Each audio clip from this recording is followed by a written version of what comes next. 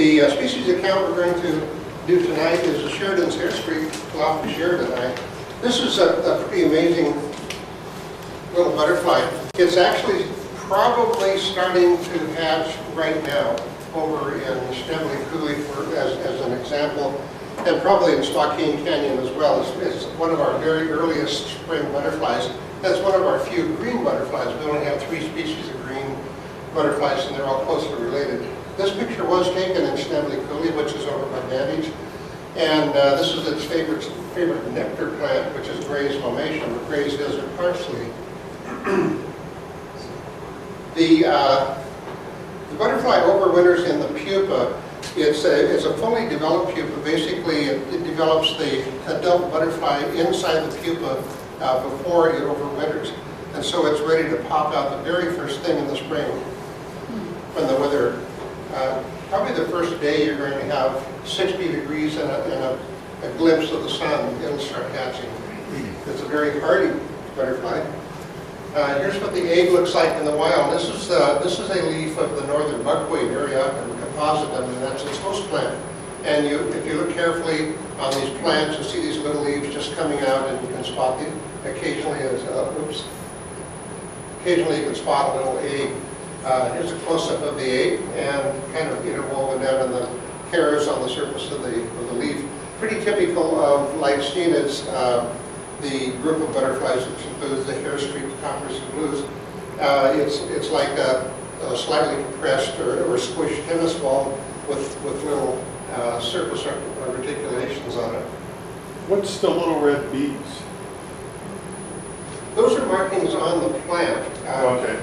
And I don't really know just what they are. Part of the plant. Here's what the first instar looks like, and this is very small. It's only 2.2 millimeters long. And typical of first instars, it has proportionally very long setae or hairs sticking up from these little darkened buoy or raised spots on the back. And as it grows, the spines or hairs get proportionally shorter. And in Nunnalle Coulee, the larvae are pretty much green all the way through their growth. Second instar here, and you see how it's feeding on the leaf there, eating a little bit of the leaf. Here's a third instar. Third instar, they develop this nice lighter green stripe along the side.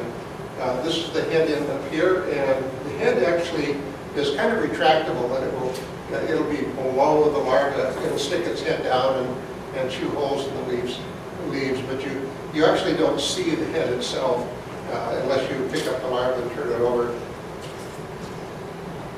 Some years ago, again, these are very early butterflies. They fly very early in the spring, in March, often in pretty awful weather, and they still manage to survive. And they develop pretty quickly. The larvae develop in less than a month, so they're already in the pupa stage by probably early to mid-April. And so their life cycle is basically completed. From that point on, they're going to be sitting there in the pupa all through the rest of the summer, all through the winter, and then they're going to catch up in the next spring. But much later in the year, we're talking September, way up at high altitudes, like up on Chopstick Mountain in Chelan County, some years ago, we started finding these bizarre larvae with all these red spots, and they came in several flavors. Here's another version of the same thing, and they were on a different buckwheat. These were on the tall buckwheat, Ariaga relatum, feeding on the flowers, and we really couldn't figure out just what we were finding there. I showed a fellow who had quite a bit of expertise in larvae, and he said he didn't know what they were. And so we managed to rear a few through, and in the springtime, up pops a Sheridan's Hairstreak. And here's a more typical Sheridan's Hairstreak. This is down at a lower elevation, and again, this was the green form. And then they form these very typical pupae, very typical of Lycenids, where they have the one end is swollen large and the other end and covered with short bristles. very typical. But what we found was that these larvae at higher elevations were feeding, like I say, on a different buckwheat, and they were not only that, they were feeding on the flowers of the buckwheat. The ones early in the season are feeding on the leaves because they're on the flowers yet. And there's not much in the way of color in leaves, and so the larvae are green. But on the tall buckwheat, much later in the season, up at high elevation, they're feeding on the flowers.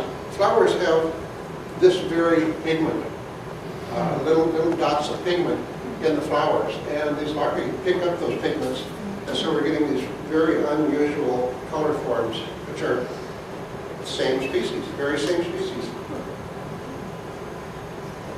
So here again is the adult, the Sheridan Hairstreak, with a relatively continuous line. This one's kind of broken, but it's in a fairly straight line, as opposed to the look-alike, which can fly in the same areas. So Sheridan's Hairstreak. This is their preferred host plant, especially at lower elevations, the northern buckwheat. And the buckwheat comes in a couple of color flavors, the bright yellow or the almost, well, it's kind of a pale yellow point color. These are all the same thing. Often you'll see these very different colors growing right together, but they're exactly the same species. I don't know why such color difference, but that's the northern buckwheat. But up at high elevations, this is the flower, this is the buckwheat that they use, and this is a tall buckwheat, and they have these large basal leaves, and then these long gangly stems, and then the tiny little flowers have these, if you take a very close look at them, they have these bright pink little spots of color, and that's what the larvae feed on, and so they develop these interesting color forms. So that's all I have for the Sheridan Hairstreak. Are there any questions? Yeah. Go ahead.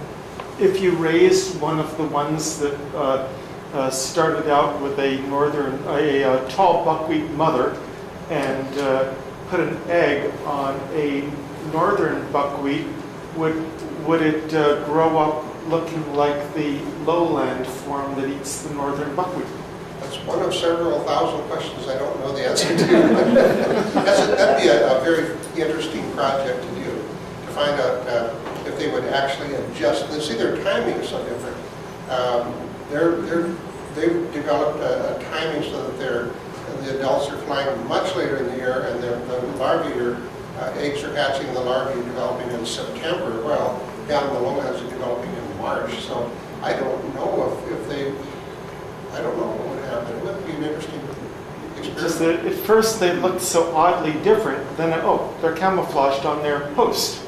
And so, of course, they want to adapt to camouflage to their host, and maybe there could be some variability in their ability to camouflage to their host. I don't know. But it would be amazing if they could, but I wouldn't be shocked if they could. My personal feeling, I think David James agrees with me, is that the larvae don't change colors to match their host. They change colors by feeding on the color pigment in the flowers. That pigment actually enters their body and gives them color. But in the end, they've changed colors to match their host. Yeah, but not, they can't do it on demand. They do it as a result of feeding on the pigment. Then if you put the egg, move the egg from one to the other, or the parent somehow were able to transfer, it would seem from what you're saying that maybe they could look like the other kind if they were raised on the other host. I would expect them to be green if they survive. Yeah. The tall buckwheat one moved to the compositum, you expect to be green. I would expect that, but I don't know. Al? In doing your life histories book, did you find other larvae that were modified by what they were eating? Oh yeah, oh yeah. There are several, especially some of the blues, which very much react to the pigments in the plants. If you look at things like the gray hairstreak larvae, I have a whole series of gray hairstreak larvae from different plants, and they're actually photographed on the plants, and you can match them up with the color of the plant. Here's one that's purple, and you see the flower it's on is purple pigment.